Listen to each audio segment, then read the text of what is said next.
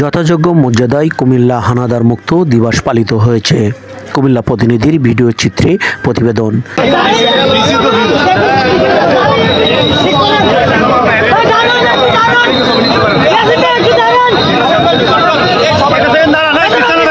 দিনভর দিনটি স্মরণ করেন জেলা বীর মুক্তিযোদ্ধা, নতুন প্রজন্ম ও বিভিন্ন সংগঠন ও রাজনৈতিক নেতৃবৃন্দ।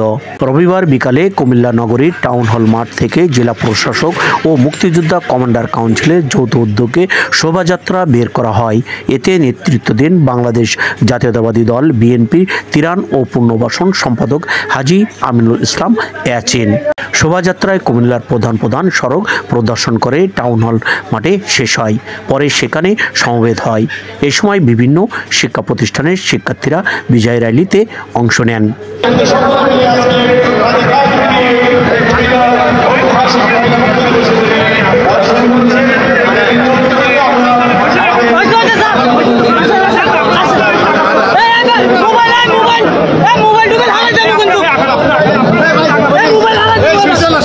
এ সময় কুমিল্লা জেলা প্রশাসক আমিনুল কায়ছার ও জেলা পুলিশ সুপার মোহাম্মদ নাজির আহমেদ খান, মুক্তিযোদ্ধা সাবেক কমান্ডার শফিউল আহমেদ বাবুল উপস্থিত ছিলেন। এছাড়া উপস্থিত ছিলেন বাংলাদেশ জাতীয়তাবাদী দল বিএনপির কুমিল্লা বিভাগের সহ সাংগঠনিক সম্পাদক মুস্তাক মিয়া, কুমিল্লা দক্ষিণ জেলা বিএনপির সদস্য সচিব হাজী জসিমউদ্দিন, মহানগর বিএনপির আহ্বায়ক ওবায়দুল বারী আবু, মহানগর বিএনপির সদস্য সচিব ইউসুফ মোল্লা টিপু, বাংলাদেশ জামাত ইসলামের দক্ষিণ জেলার আমির অ্যাডভোকেট শাহজাহান খান প্রমুখ।